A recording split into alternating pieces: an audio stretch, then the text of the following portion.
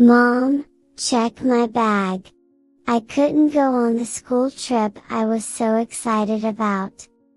About 40 minutes after seeing my daughter, Emily, off to her school trip, she unexpectedly returned home and burst into tears, saying that, "Shortly after I sent Emily off on her school trip, I received a call from her class teacher. Being told it was an emergency, I was startled, thinking something might have happened to Emily. About 5 minutes after I got off the phone with her teacher, just as the teacher had said, Emily came back home. The reason Emily came back home was something in her backpack. When I checked, I found that her brand new change of clothes and other items were wet and discolored. I found out that my mother-in-law, Mary, had gone to the school and done something. Not to complain, but my relationship with Mary is bad, and she even disliked Emily, so there's no way she would have gone to see her granddaughter off. I immediately called Mary, furiously demanding an explanation. Then Mary said that it wasn't fair for only Emily, one of her 2 granddaughters, to go on the school trip. She thought it would be too sad for the other granddaughter who couldn't go. Mary justified her actions as delivering justice to Emily, insisted she did nothing wrong, and abruptly hung up the phone. Unable to contain my anger, I reported the incident to a certain person. As a result, Mary ended up provoking the wrath of that individual, leading to her own downfall. I am a housewife in my 30s. I have a daughter with my husband, who is in the same age group as me. Emily, who turned into a 6th grader this year, has been looking forward to her school trip for quite a while. Since kindergarten, Emily has been practicing rhythmic gymnastics, and sometimes she demonstrates her skills as an example during gymnastics in her physical education class. Emily, who once appeared in the local newspaper for participating in a competition, has become somewhat of a local celebrity. Once a year, there is a showcase in physical education class where each student presents his or her own creative gymnastics routine. When the time for the showcase arrives, it's so popular that students from other classes also come to watch. Despite her popularity, Emily has never been overconfident or boastful about it. Whenever asked for help, she willingly spends time with her friends, offering advice and assistance until they are satisfied. I'm grateful she has grown up to be such a considerate person. My husband and I married for love, but since the beginning of our marriage, it's been a series of never-ending problems. The issues aren't with my husband, but rather because of Mary's behavior. She believes I stole her precious son and has been causing trouble for me because of it. Initially, Mary, in exchange for accepting our marriage, demanded that we live with her in the family home as a condition. My husband had moved out of his family home to live alone when he went to college, and I was in a similar situation. Therefore, we had decided not to live with either set of parents, but to live on our own instead. Of course, we agreed that if either of our parents ever needed care or assistance due to health or other reasons, we would discuss and address the situation then.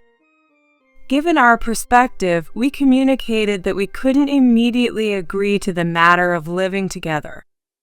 We could have declined right away, but we were concerned about upsetting Mary and worsening our relationship with her.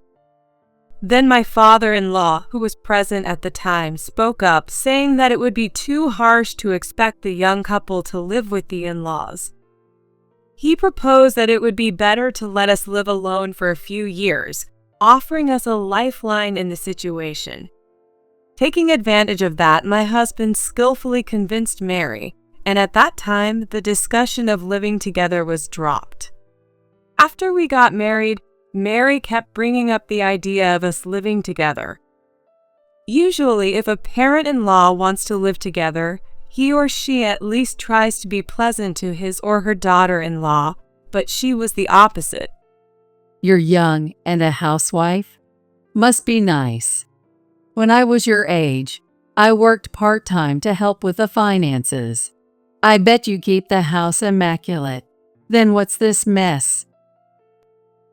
She would come over when my husband was away, find faults in everything, and leave after criticizing.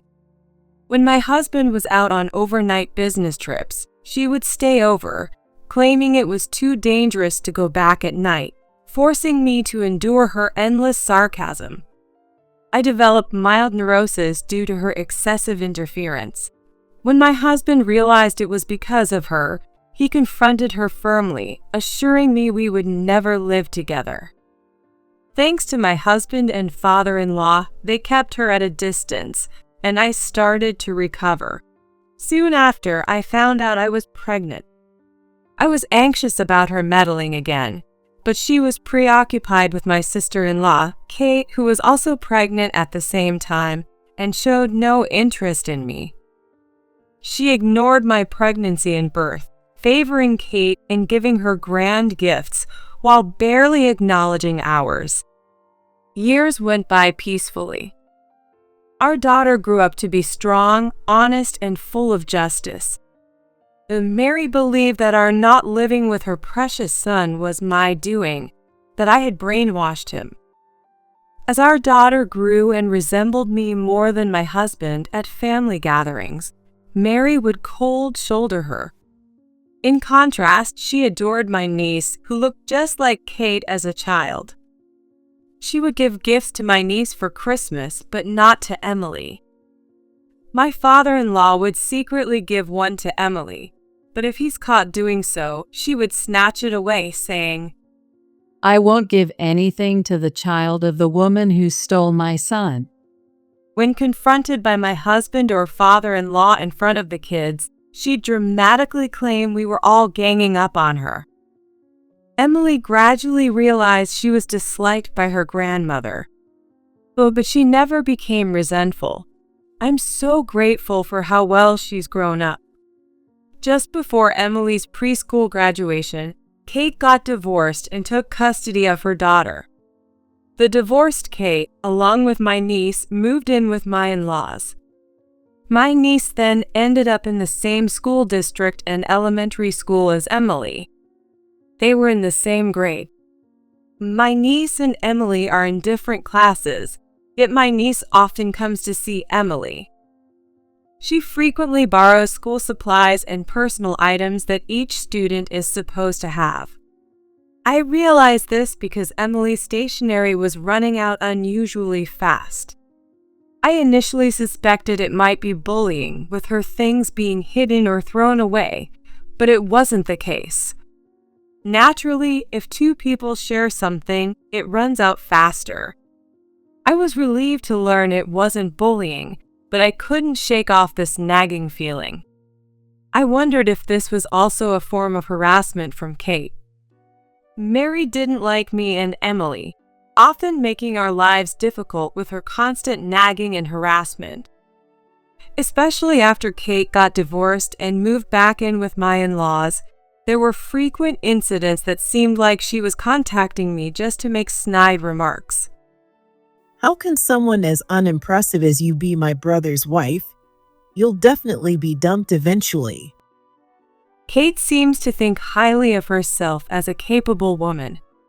Despite her own failed marriage, she would go out of her way to tell me that I too would inevitably be left by my husband. As irritating as it was, I tried to ignore her, thinking she was just envious of our seemingly happy family. However, the thought of her extending her spiteful behavior towards Emily was something I didn't want to consider. I told myself that I might be reading too much into it. This decision of mine would unexpectedly lead to consequences, but that was something to unfold a bit later. Time passed, and Emily became a sixth grader. In the sixth grade, there's a school trip. Emily had always been excited about it, especially each time she brought her savings for the trip to school. Now that she had reached the grade when the trip would finally happen, we frequently discussed where they might go in our conversations as a family. When it came to my own school days and my husband's, our daughter became curious about our school trip experiences as soon as the schedule and location were decided. Once our daughter brought home a note from school asking each family to prepare for the upcoming school trip, she and I began to prepare little by little. While she was excited and upbeat, I felt a bit worried. Recently, there had been an incident in her class, and the parents of the children involved were called in.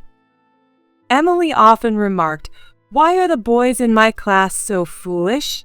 showing her concern about the misbehavior of some rambunctious boys. By 6th grade, it's common for girls to start showing physical changes, and some more developed girls even start wearing training bras around 4th or 5th grade. Emily, being an active gymnast, had a muscular build, so her chest area wasn't particularly mature. However, the school trip guide for parents mentioned being cautious about underwear, as the trip involved several nights of stay and girls would be in separate rooms from boys. It also advised that girls not used to wearing bras should start getting accustomed to them. The guide also contained information about menstruation. These letters from school would inevitably be read by curious children. It seems that some mischievous boys reacted to the words period and bra and started teasing girls who were more physically developed or harassed them out of sheer curiosity. I had already talked to Emily about the changes her body would undergo as she grew older. Even before the school brought up the issue of underwear, her gymnastics club had discussed it, especially since gymnastics attire tends to be form-fitting, highlighting body lines. The club's discussions included care for girls as they approached puberty. So, I had already taught Emily about the individual differences in growth and that it's wrong to tease others about their bodies. Emily, who has a strong sense of justice, defended the teased girls and called out the boys' bad behavior. One of the boys, whose father was a city council member, complained to his dad about a sassy girl standing up to the boys. This led to a major fuss at school, with the parents of the boys' friends demanding that the parents of the outspoken girls be called in. However, since there had already been issues with boys teasing physically developed girls, the parents' demands were not acknowledged. The parents of the teased girls even threatened to report the matter to the school board if it happened again, which led the school to adopt a stricter stance towards the boys and their parents. As a result, Emily became even more popular among the girls, seen as a brave and reliable ally. However, when out of their parents' sight, kids can sometimes commit acts that would put even adults to shame. I was really on edge about whether Emily would face any revenge from the boys' group she had a conflict with. Though the teachers, including the homeroom teacher, promised to keep an eye out, my worries didn't just disappear. Contrary to my anxiety, Emily seemed unconcerned, treating it as a thing of the past. We spread out the shopping for the field trip over several days. We couldn't do it on the days Emily had her rhythmic gymnastics classes. During one of these shopping trips, I unexpectedly ran into Kate. At first, I thought I could handle just Kate, but then Mary showed up from inside the store. They were shopping together, but Kate had left the store first out of boredom while Mary chatted with a salesperson. So I ran into Kate first, and shortly after, Mary joined us. Good timing. I heard your daughter's a star in her rhythmic gymnastics class. I don't want any favoritism towards my grandkids. Since your daughter attends that gymnastics club, I want both of my granddaughters to join. But I'm a single mom, so naturally, you'll cover the fees. She even demanded I do the driving. Why should I have to do all that?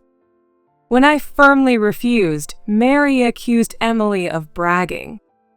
That cheeky daughter of yours must have bragged to her, who's in another class. Don't look down on us just because I'm a single parent. Saying we can't afford extracurricular activities because we don't have a father figure belittles us. I generally avoided any interaction with Mary and Kate. They demanded I pay the gymnastics fees and drive as compensation. Emily denied saying those things, but Mary yelled, "Children should not butt into conversations between adults." Emily, holding back her frustration, tightly gripped my hand. I couldn't let Emily endure this alone. I said we'd discuss it with my husband and decide. I trust Emily, she wouldn't say such things. I promised to speak with my niece to hear both sides. Announcing that we'd talk to my niece and make a decision, Mary and Kate seemed panicked at the prospect of my husband getting involved. Seizing the opportunity, we left. Once home, I hugged Emily. "I'm sorry for making you go through this," I repeated. She reassured me it wasn't my fault, but deep down, I knew my strained relationship with Mary was a factor, even if it was caused by Mary's thoughtless words and actions. I briefed my husband when he got home.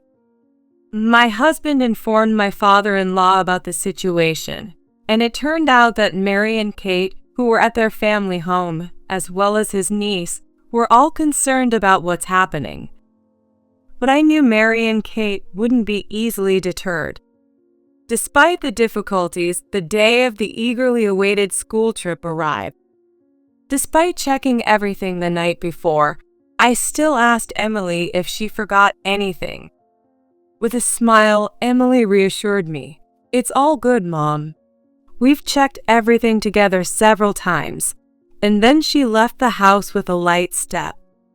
It's just about a 5-minute walk to the school. The kids were traveling by chartered bus, stopping at rest areas on the way.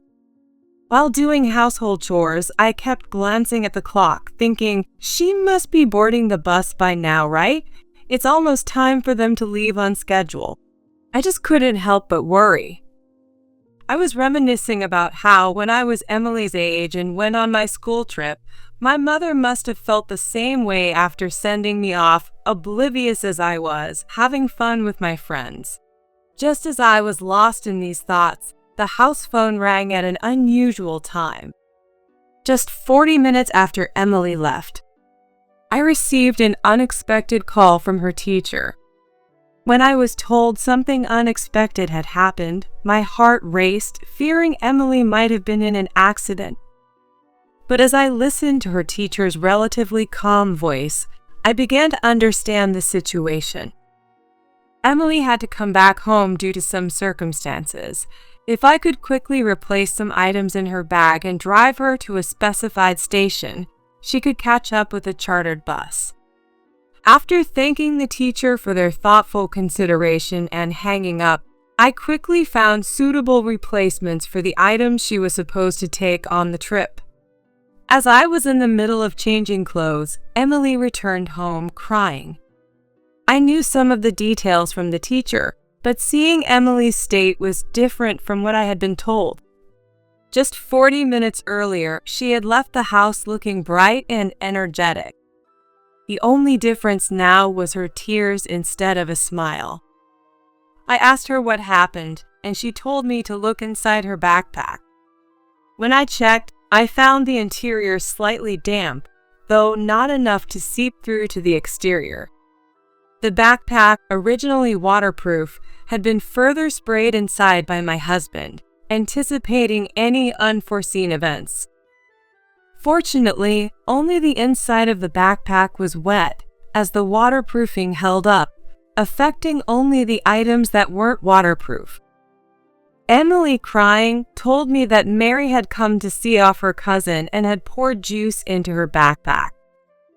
Aware that her own grandmother didn't like her, Emily assumed she had come to see off her cousin, not her. So, engrossed in conversation with her friends from the same group, she didn't notice Mary standing behind her.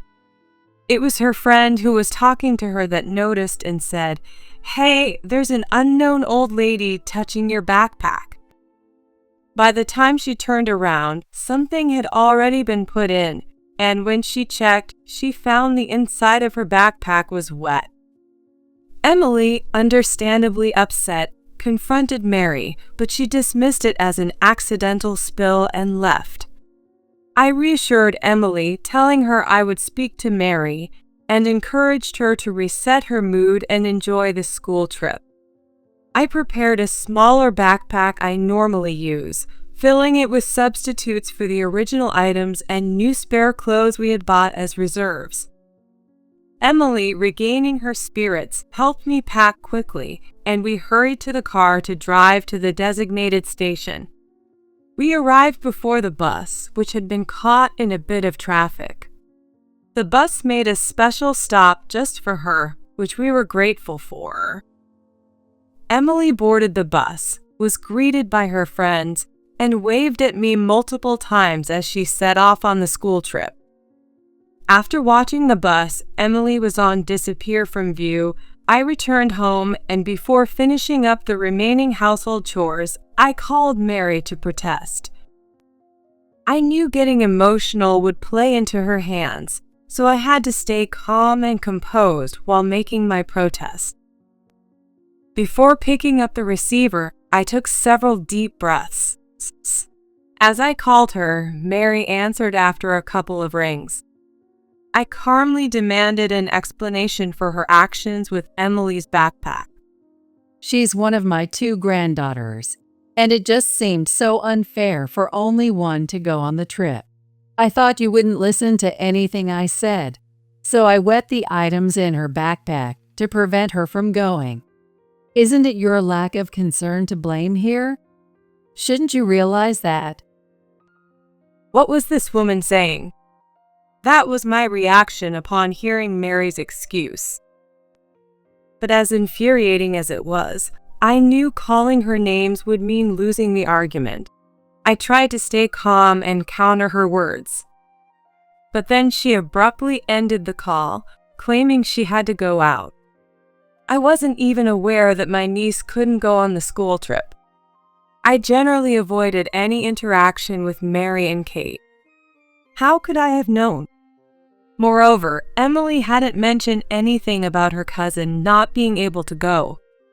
There was no information about any illness or injury, and even though my relationship with Kate wasn't good, if my niece had been sick or injured, my husband would have heard about it. My husband would have surely shared such information with me, at least for the sake of keeping me informed. The anger inside me was boiling, and just then my niece called. She confessed to feeling envious after seeing how excited Emily was about the trip. I generally avoided any interaction with Mary and Kate. However, she was told by her mother that she couldn't go because they hadn't made any payments for the trip.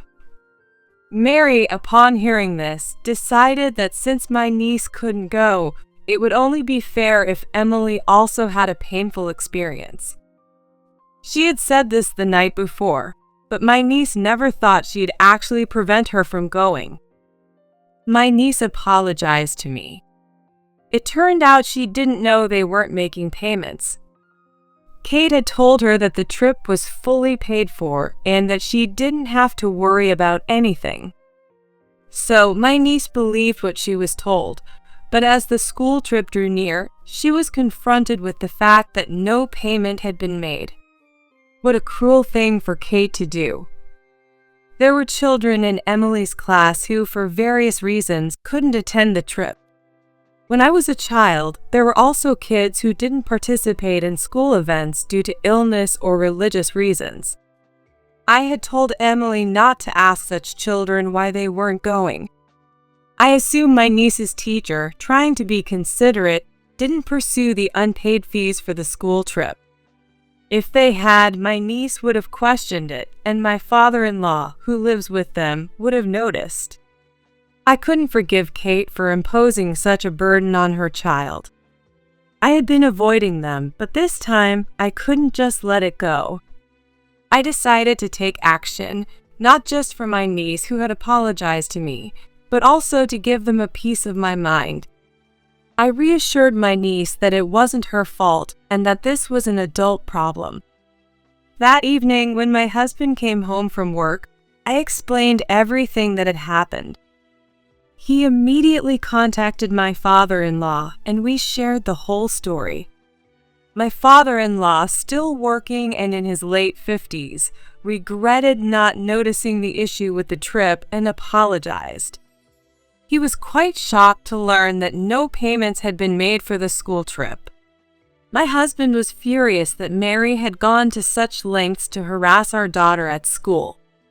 He apologized to me, regretting that he could have adjusted his schedule to drop our daughter off at school, thinking that if he had been there for the send-off, he might have been able to stop Mary's wrongdoing.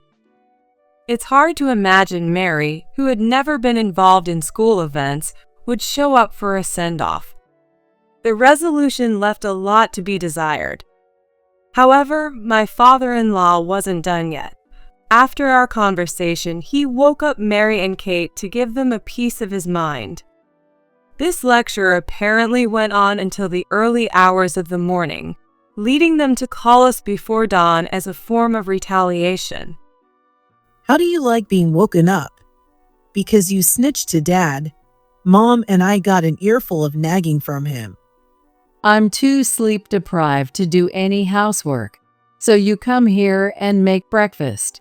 It's only fair since you acted all self-righteous and told on us. What an incompetent daughter-in-law you are. However, I had only answered the phone out of reflex to the ringing and was half asleep throughout their complaints, eventually falling back asleep. Seemingly taking my mumbled responses seriously, Mary thought I was coming over to make breakfast and didn't prepare anything for my father-in-law.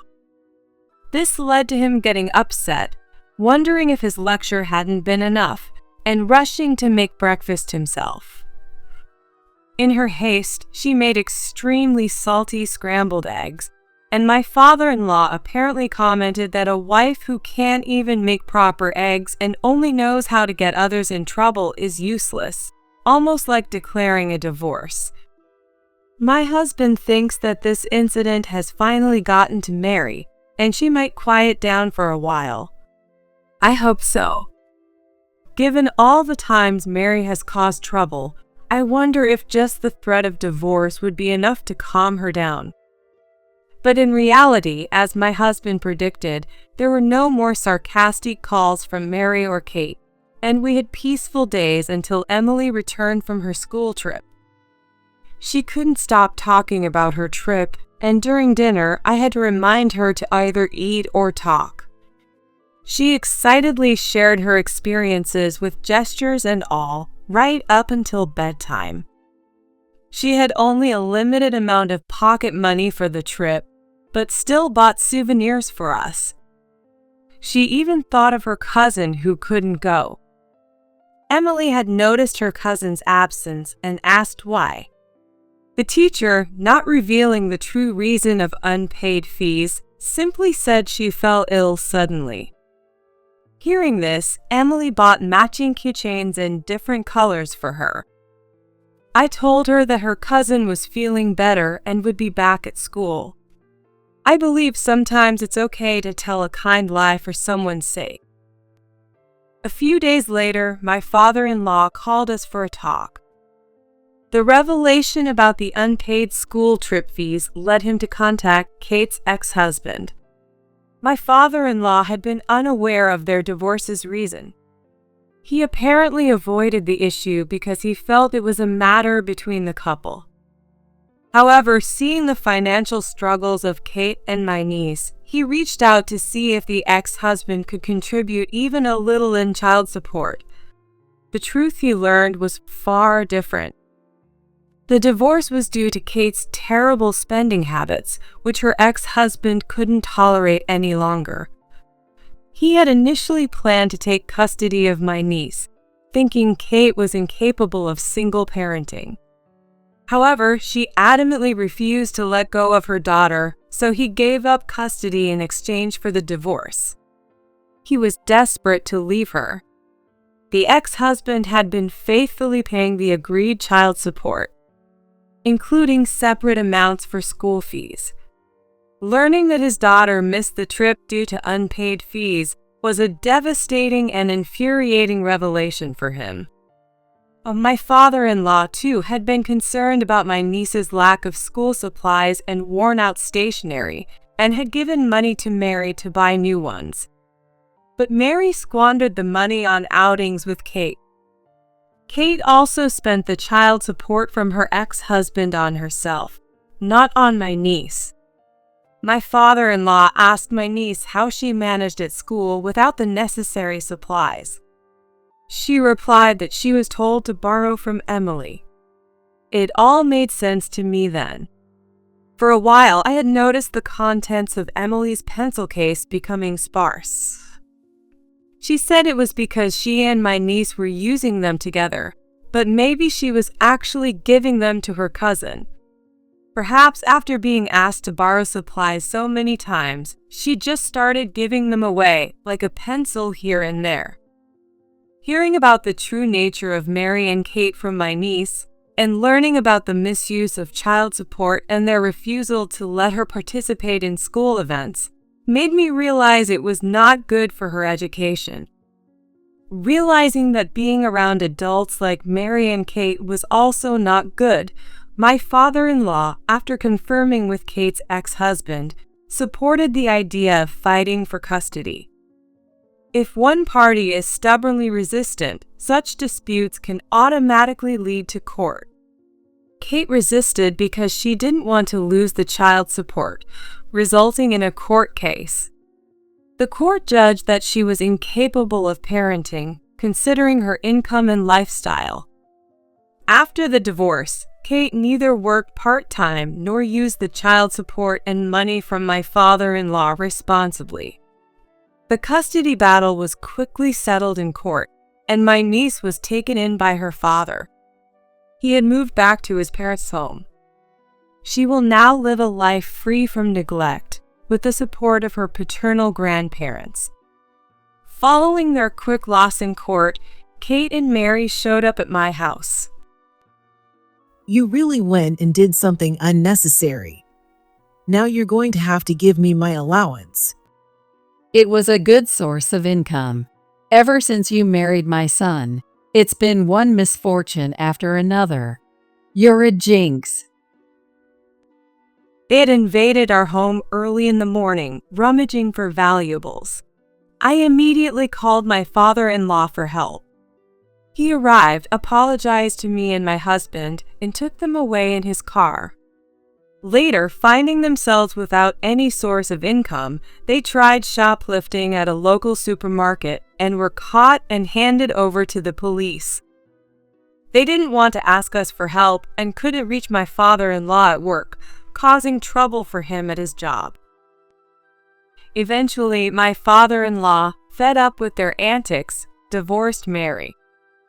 He left the house to them, choosing to live with us, as he had always been fond of Emily.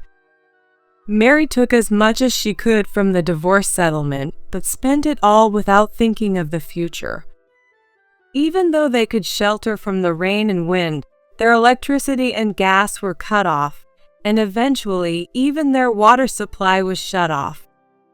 When they ran out of cash even to buy food, she came begging to me, asking for forgiveness and pleading for my help, apologizing for everything they had done. "Let's all live together happily as a family," she says. But what does she mean by happily? Weren't they the ones who trampled on my efforts to live harmoniously? Don't they even think about earning their own money to buy food? I can't offer a place to live to those who won't even try to be independent, so I kicked them out of the house. They banged on the door for a while, but eventually the police came due to a neighbor's call and gave them a warning. Having already been interrogated by the police once, they probably thought it'd be bad to get caught again and finally left. After that, they never came begging to us, but I heard they racked up a lot of debt from shady sources and didn't even try to work to pay it back. Their former house was plastered with demands for repayment, and at one point, loud, angry voices could be heard. But now it's quiet, and I've heard neither Mary nor Kate have been seen. I don't know and don't want to know where they are or what they're doing. My niece has been taken in by her father and had to transfer schools. But she and Emily still keep in touch through letters and calls. They seem to enjoy their conversations. My husband and her father, now finding common ground, have been exchanging parenting tips through emails. They're even discussing taking the girls on a small trip together. I just hope for a brighter future for both my niece and Emily.